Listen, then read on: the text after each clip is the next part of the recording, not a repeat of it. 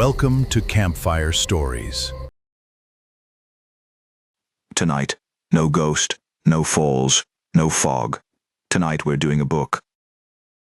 The one they hand you in high school that you either love or throw across the room. The Catcher in the Rye. Carol, help me make the young folks actually want to read this thing.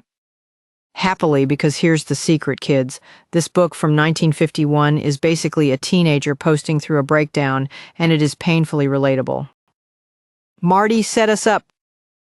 Meet Holden Caulfield. 16 years old, just got kicked out of his fancy boarding school again for flunking nearly everything. And instead of going home to face his parents, he decides to disappear into New York City for a few days, all on his own. So right away, that's a kid rage quitting his whole life and running off to the city with no plan. We have all felt that at 16. Holden just actually does it. And his word for everything he can't stand: phony.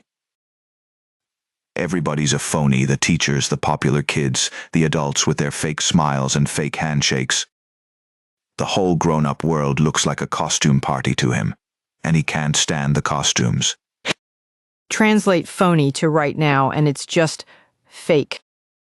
The influencer with the fake deep caption, the guy who's a different person around teachers than around friends.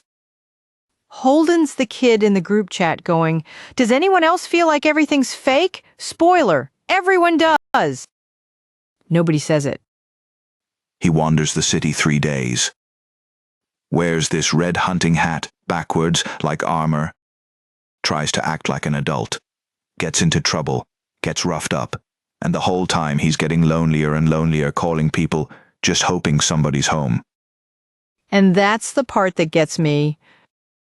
All the everyone's fake, I hate everyone. It's a lonely kid desperate for one real connection. The armor is the sadness. Any teen who's ever doom-scrolled at 2 a.m. waiting for a text back knows exactly what this is. And there's a wound underneath. Holden had a little brother, Allie, who died, and he never dealt with it. You can feel the grief leaking out the sides of everything he says, even the jokes. Oof. Yeah. Sometimes the kid who hates everything is really just a kid who lost something and never got to fall apart about it. The one person he can't call phony is his little sister, Phoebe. 10 years old, sharp as a tack, sees right through him. And when he sneaks home, she asks the question that cracks the whole book open: name one thing you actually like. One thing you want to be. And this is the title, Everyone Lean In. He tells her he pictures a huge field of rye on the edge of a cliff, full of little kids playing. And his only job, the only thing he wants to be, is to stand at the edge and catch any kid who runs too close, before they go over. The Catcher in the Rye. He wants to protect childhood, to stop kids from falling into the fake, painful grown-up world he's so scared of. The angry boy who hates everyone secretly just wants to keep everyone safe. That's the whole thing right there. And it ends not with a big lesson, but with Phoebe on a carousel in the rain, going round and Holden on a bench watching her, and for the first time in the whole book, he's happy. Just watching his little sister be a kid. He cries and doesn't quite know why, and it's the good kind.